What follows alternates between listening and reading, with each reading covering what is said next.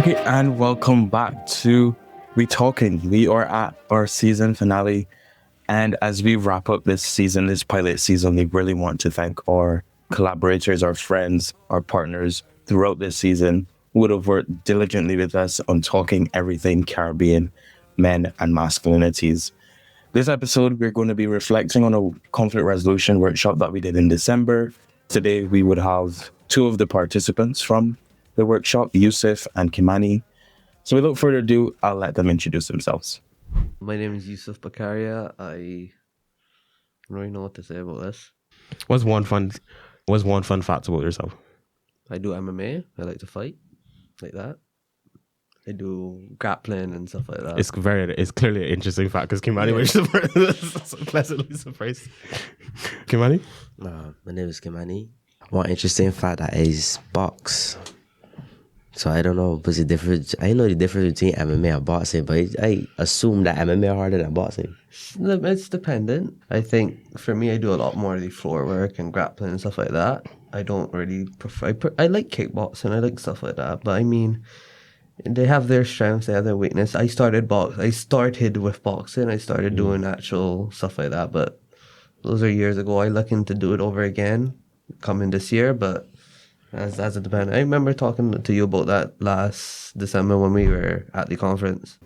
So thanks so much, Yusuf and Kimani, for those introductions. I think one of the things for us at WeTalking Boys is important to understand not only the work that is being done directly, that would have been done directly at the conflict resolution workshop, but to be able to share and reflect on the experiences and for participants to adapt them, particularly in their real life settings. And I think, that is one of the pillars, particularly that would have been fundamental to the workshop. The workshop, again, would have taken place just before 16 days of activism, in recognition of 16 days of activism specifically against gender-based violence, and particularly done in that manner in a collaborative effort with the High Commission of Canada.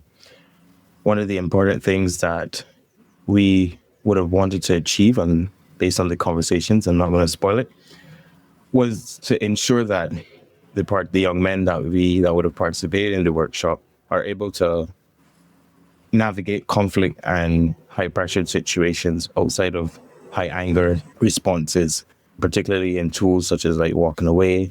You can remind me of another one. Yes, not only just about conflicts, but also about being able to develop and create, and to build, healthier relationships with each other, being able to have more respectful interactions, as well as, I think those were the main two and basically just be able to have practical tools to be able to handle conflict constructively as well. Yeah, and I think it also came under the, we were particularly in Barbados, as it was specifically done in Barbados. It came against the background that there were a lot of increasing violence, particularly around youth. And also as well to kind of tying it back into the work that we were doing, not only just here, but in Trinidad. The Trinidad team would have been having conversations, and actually the last podcast episode would have been primarily talking about violence and GBV, particularly within the Trinidad context. So we took it from the approach with our collaborating with the High Commission of Canada, as you correctly said, but also kind of in our overall model at WeTalking Boys, to grant the tools to these young men to position them to move from one of cause to solution as it relates to GBV. And also, Renako, if I remember correctly, during COVID, there was also an increase in domestic violence as well. So the workshop has also tied in to being able to address that as well and to reduce domestic violence as well in that regard as well. Yeah, that's a great point. And I think, so that we don't bore everyone, let's jump to we would have sat down and had a conversation with Yusuf and Kimani, and they would have shared their highlights. So let's jump to what their highlights were from the workshop. Well, before I get into the workshop, I had a lot of talk with teachers about how to settle conflict. So most of the way to settle conflict I already knew, but the one with the first presentation where it was one soca song or calypso song where you say go hold you for collateral. And then she said not to view your significant other as yours, which surprised me because a lot of people just do that. A lot of people just call them a significant other theirs, and I decided not to do it. But then when I decided not to do it, there was issues, so I didn't know what to do there. And it was very interesting where we had to stay on one side to agree with something and stay on the other side to say you not agree with that. And mostly the same way they said at the end we could find out who switched. A lot of people switch. Yeah. A lot of people switch their views after any podcast, and I think that was good for us, right? Because some of you guys had a really interesting views, and obviously what we kind of did, unknowing to you guys, and I guess we could be a little slightly open to that. We wanted to see in terms of your knowledge at the start, and if the workshop actually changed your opinions on anything. And we did have, as you correctly said, we did have some. What were some of the lessons that you took away from the workshop? Leaving there, I guess I understand it a little bit more from a different perspective, because I would have done similar things outside of there. I'm part of National Student Council, so I would have had to do these little workshops here and there, and so I would have had some understanding of it. But going to the event, it kind of broadened my perspective. It taught me how to do it it taught me to do it in a different way, I guess. And, throwing at any of you, one of the things that was shared at the workshop was in terms of understanding when to walk away as an effective conflict resolution tool. Have you walked away in the past? Let's be real. Have you walked away in the past? How often have you walked away in the past? And based on that session, have you began to walk away more, I should say, because the session was about to go? I always used to walk away from conflict. I don't really get in conflict a lot, but my friends get in conflict a lot. And the things that I learned from the workshop was how to avoid conflict. And I separate them. That's my way of reducing the conflict. I separate them. So them don't, get in each other's face and tell each other, I don't know a word for that exactly, but I don't really get in a lot of conflict. I usually walk away from everything. Even teachers, sometimes I usually just walk away and let them win. I can second that. I don't. My friends usually are the ones that get into conflicts. I don't really get into fights or yelling fest or anything like that. I think normally whenever something like that is to happen, I usually just try to get them out of the situation. I remember there was an incident with one of my friends last year during the first party term, and he was in, I would say, a scuffle with someone, and me and another friend had to pull both of them apart, and seeing that, trying to calm each other down, stuff like that, I definitely would have done it differently if I would have known what you would have talked about during the event, during the workshop and stuff like that. If I would have known stuff like that, I would have done it slightly different. Maybe try to talk them out of it before just pulling them apart and stopping the fight. But I definitely would have learned a lot. I don't get into fights much, so can't really say I use that now. Would you say, again, based on your experiences, not only from the workshop, but taking the lessons from the workshop, I think that's important, is taking the lessons from the workshop, do you agree that walking away is an effective tool? Yeah, it is. I mean, in some situations you can't walk away. There are situations where if you walk away, it's just not gonna be the best idea. Like, say if your friends are surrounded by a bunch of people, you can't walk away. You gotta do something to try to help them to get out of that. At least that's my personal take. I want you to explain a little bit more. If they're in a stupid situation, let me be there, because at least I could try to get them out of the situation. Using as much as I know, I could try to get them out of the situation. I tell them if they're doing anything stupid, let me be there. No, those situations I'm more talking about. But if it's just me against somebody else, I'm gonna walk away. I don't want to do anything that could hurt me or hurt them or do anything like that. I use walking away for everything. So that's the most effective way to settle conflict, in my opinion. After all the Including rest. teacher's way. Yeah, and you know how does this, you know, when we talk about conflict resolution, you know, like, in being real with ourselves, one of the things that was shared in the workshop is about standing up for your beliefs. But I think it's also important to be able to stand up for your belief. That's fine, but also stand up to your belief without escalating or increasing the conflict. You want to stand up to your belief whilst decreasing the conflict. So as you know, Tino, one of the major things from any activity we do at We Talking Boys is understanding and ensuring, rather, that the participants benefit it and can apply it in their daily lives. And as one of the things that we would have done, particularly with the tool of walking away that would have been shared by most facilitators and presenters on the day, is that we would have asked Kimani and Yusuf in terms of if they're familiar with the tool or if they have used the tool in the past. And also we would have kind of asked and navigated and have a conversation with them more specifically around how they have used this tool, if they have used this tool after the workshop, and what would they have taken from the workshop. Yeah, I completely agree with that. Though. So, given all that, I'm looking forward to what they shared for us today. And the point that y'all was making earlier, I agree with that point because there's sometimes you can't always solve a conflict by just walking away. Like, how do you determine the scenario that best suits walking away? Because let's admit, like, emotions could go on high. So maybe trying to resolve the conflict then and there might actually do more harm than good. How effective has been agreeing to disagree been? Could you give an example or share the experience where you've actually used the same technique, agree to disagree?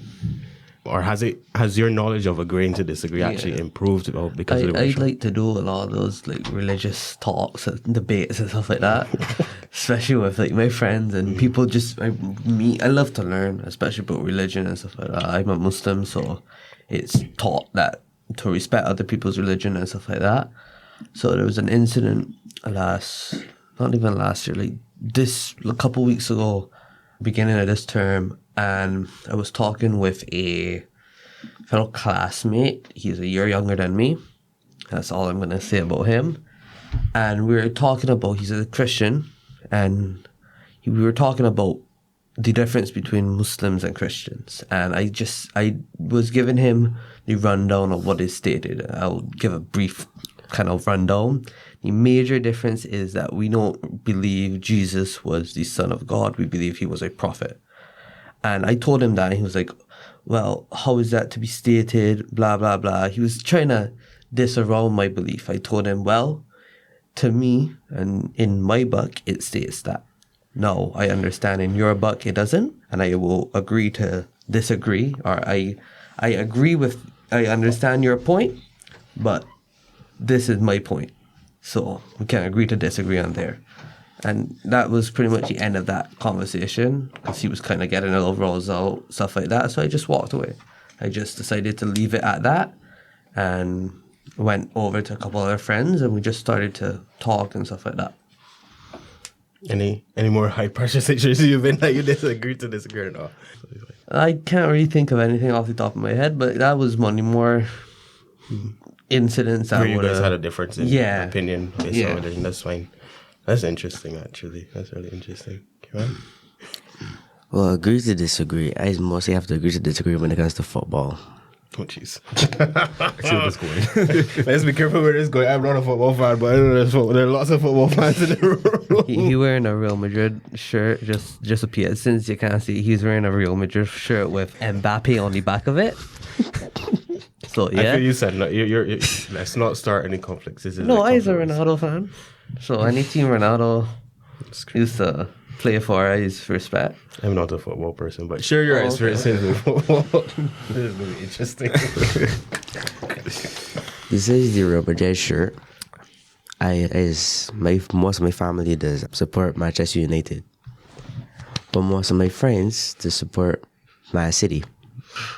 Hard hit after hard hit. That's as much as I know about football. I know nothing. I can't help you, man. And because Man City has higher points on the Premier League, all of my friends are saying that Man City is better than Manchester United. So at that point, I agree to disagree that Man City is better than Manchester United. We leave that for our viewers to decide which is better. Just feel free to just comment which is better. as a Manchester United fan too, we beat them twice. We beat them in the women's and the men's. So we beat them on the FA Cup last year. So I can just leave that there. All right, I'm not even going to go any further into that. We leave that football talk for the comments. Really great points, Teon, Yusuf, and Kimani. We are going to give you some scenarios now. And in these scenarios, we want you to, those key tools that you would have learned in the conflict resolution workshop, not limited to agreeing to disagree or walking away. We want to give you some scenarios, and you feel free to share your opinion on these scenarios. Feel free to tell us if you would use any tools given, or, just generally how you feel about this scenario. So let's jump into that. So the first scenario is you and your closest friends are planning a group outing. One friend strongly disagrees with the location choice and begins raising their voice, accusing the others of always ignoring their opinion. The argument escalates to both friends refusing to back down.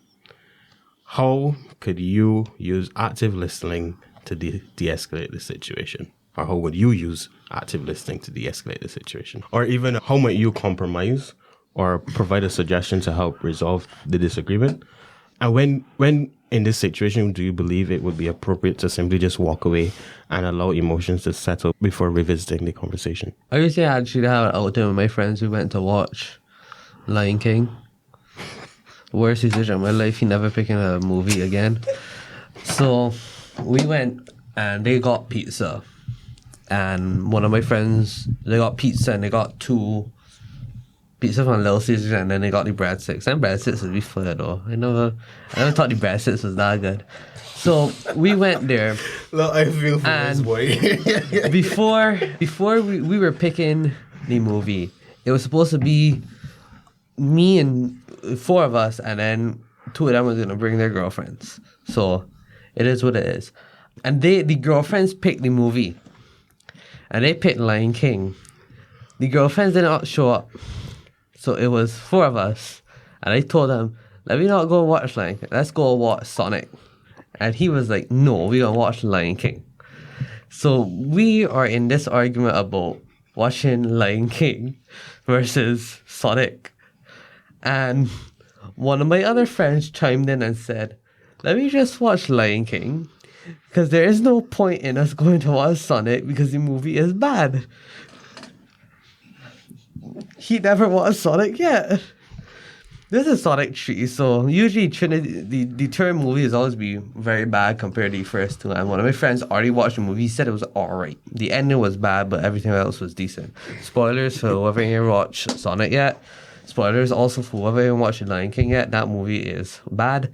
It is a musical, which personally I'm not a fan of, but still.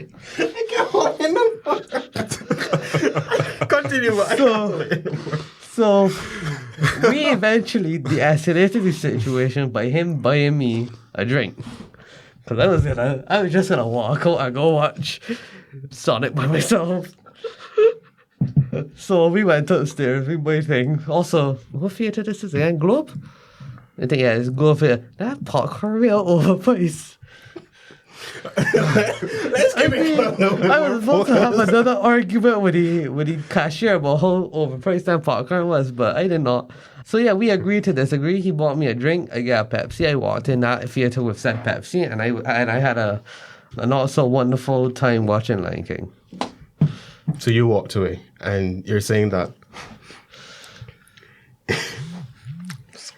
I de-escalated my own situation by forcing him to buy me a Pepsi.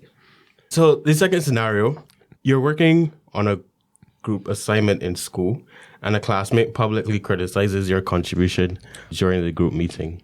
They're saying that you're not pulling all the weight.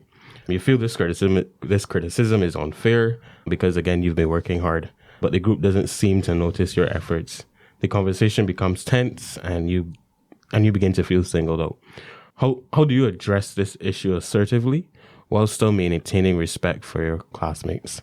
So for me, when it comes to school-based assessments, mostly for this scenario, is the opposite for me, because I just supposed to do all the way work. When it comes to principal of accounts and the principal of business SBA, what the teacher decides to do is that the group leader does do most of the work. Interesting. Yeah. And the only thing my classmates just have to do is share the questionnaires, where I got type the questionnaires. But for the social studies school-based assessment, what I did is that I told them, if they don't do enough work, we will not do the CSC, because I will be snitching and telling the teacher that you're not doing enough work.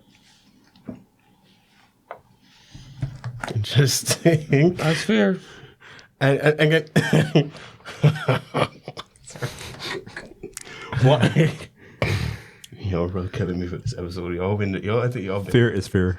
Yeah, that's fair. I would do I so. think y'all been the best guests so far.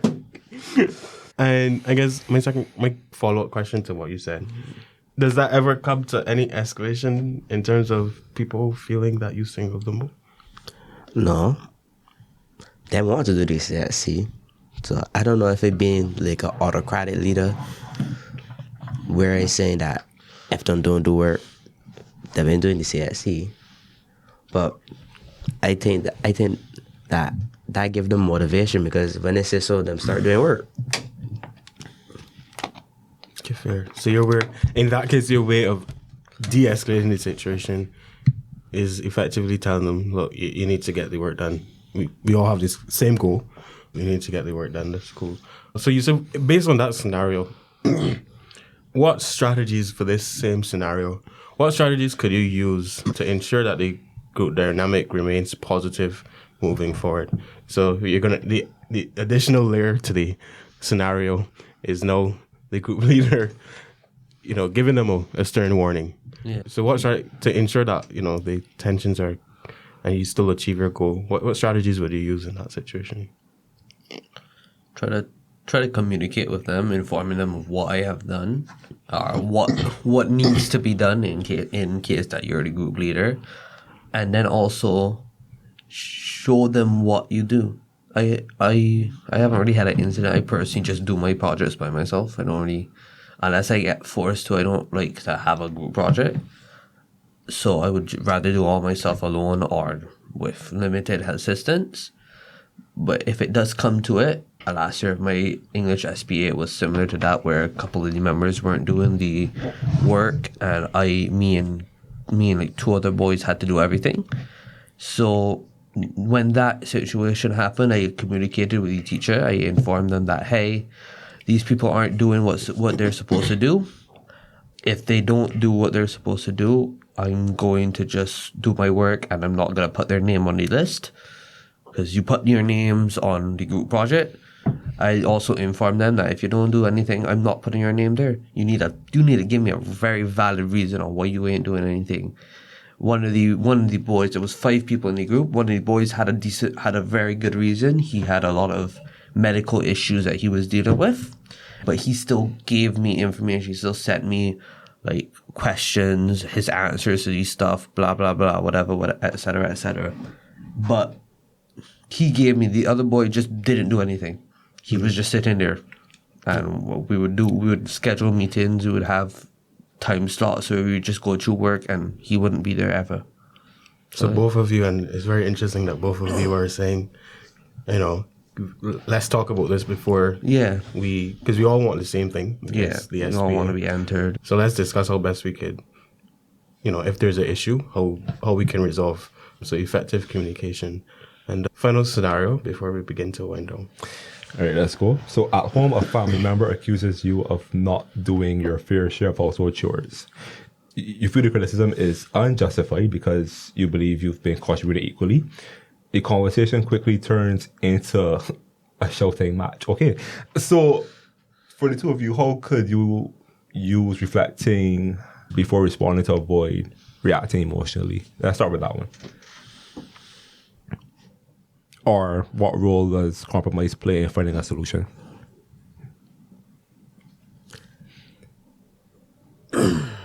I would agree to disagree first about me not doing enough for the household chores.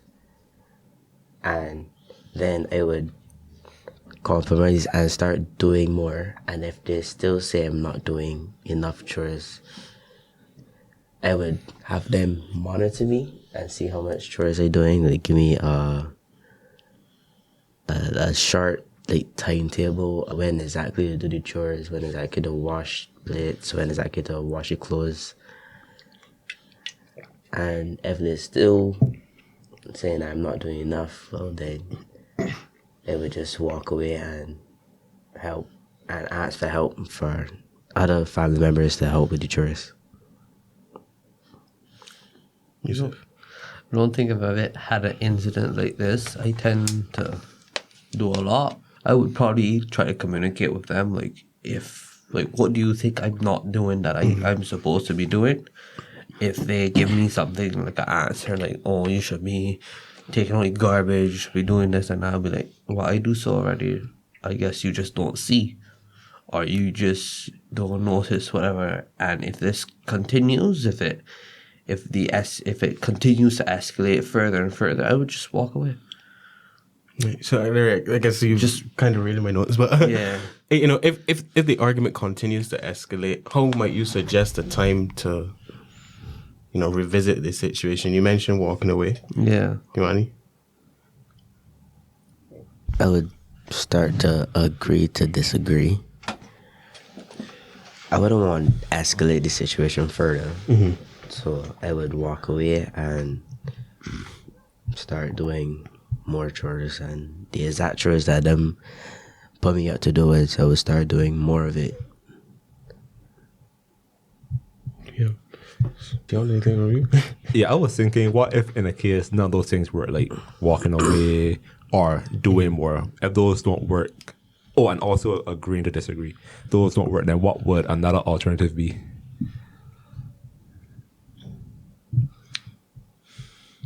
My family tends to do little family meetings here and there. So I would inform them, bring up the point at the next one.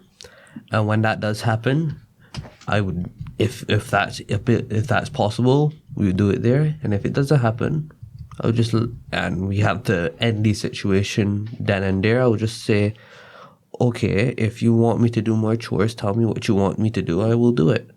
And if they give me a list of something, I'll do it for that week.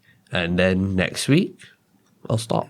And if they continue to bring it towards that, oh, you ain't doing anything, I'll just see how it happens, how it continues, and then go from there. Imani?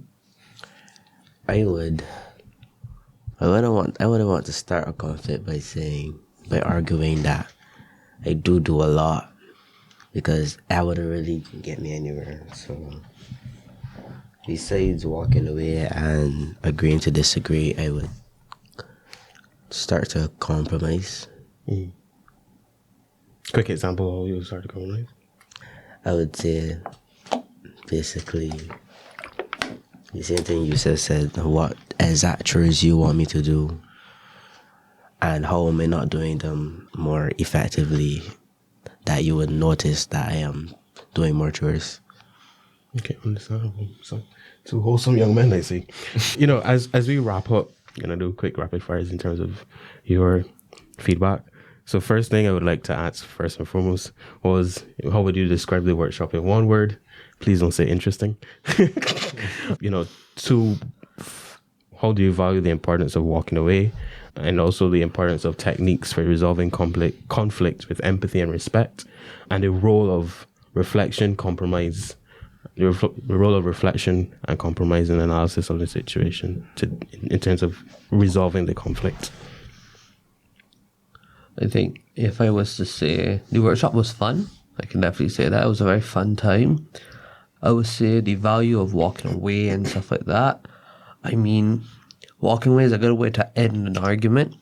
if you don't see any end in the next couple minutes or so, it's also a good way to show that you just don't care and you just generally want to end this.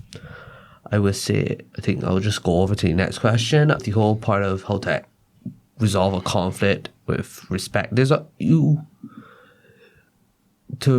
resolve a conflict, there's always a respectful way to do it. There's always a non-respectful way to do it.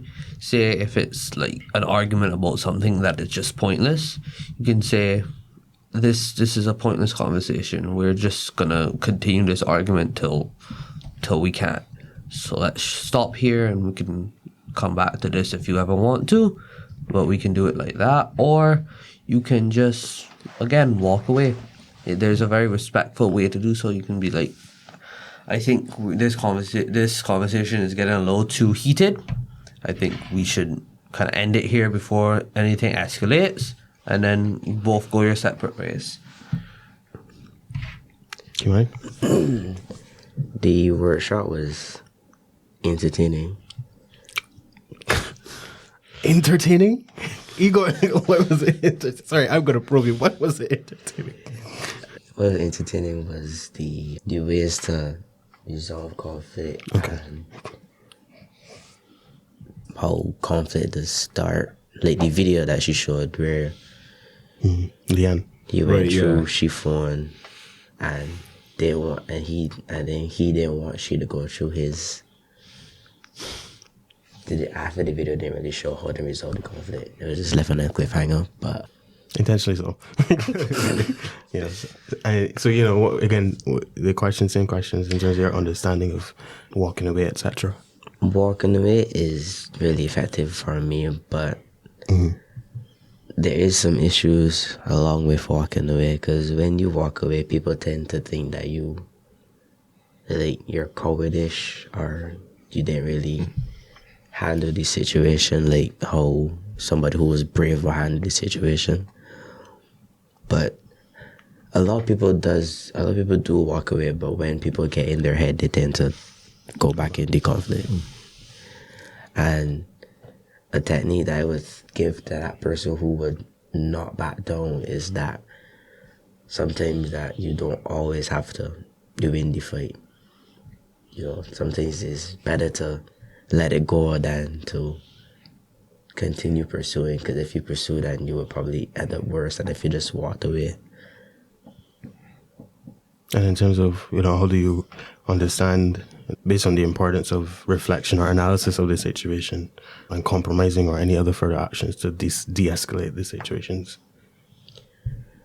I understand that all of these ways of compromising conflict is mostly effective, like compromising and suggesting how another way to resolve the conflict is it really helps, but not for everybody.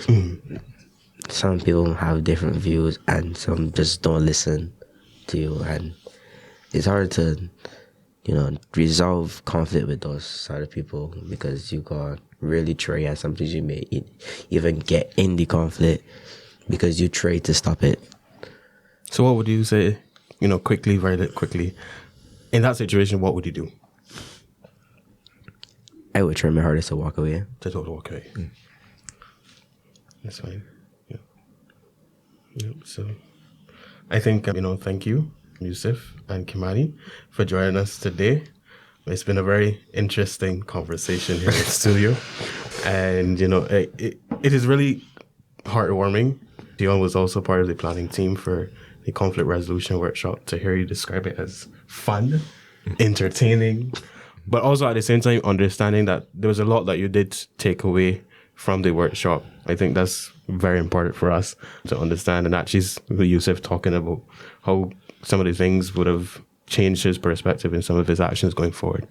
Yeah, so I want to thank you guys. So as we wrap this episode up, we conclude season 1 of the WeTalking Boys podcast. This season has been transformative. It has been definitely a transformative journey filled with meaningful conversations on masculinities, conflict resolution, and creating safer spaces for men to share and grow. We've talked about a variety of things this season, starting from positive masculinity, looking at gender-based violence in our latest episode from Trinidad and Tobago, to more including talking about brotherhood and sharing our values. Today we've had conversations with some of our participants from one of the first ever workshops solely designed in collaboration with the High Commission of Canada for conflict resolution in recognition of sexual and gender-based violence during the 16 days of activism. And I really want to thank you, the audience, for your engagement and feedback, and particularly the support from the beginning from our collaborators at the High Commission of Canada in Bridgetown and our various local stakeholders that we would engage this season. We'll be taking a very short break to recharge, to plan, and to bring you more impactful discussions. And we'll be back for sure in March to start off a fresh new season with a fresh new perspective as we take a further deeper dive into themes such as positive masculinity, conflict resolution, and gender equality within our communities. So I want to encourage you to take lessons from all this season, including this episode, as we continue to engage with the podcast content during our break. Feel free to navigate those past episodes and shout out to our local stakeholders who are very important in terms of these productions of these episodes. So again, thank you all. Thank you for being a part of the WeTalking Boys family, and we will see you again in March. And until then, stay safe, stay positive, and keep talking. So stay tuned for more episodes of WeTalking, where we continue to discuss everything Caribbean men with the rich vibes and Caribbean life. Until next time, keep the conversations going and let's make a difference together. Take care, everyone, and keep spreading those positive vibes. We'll see you again.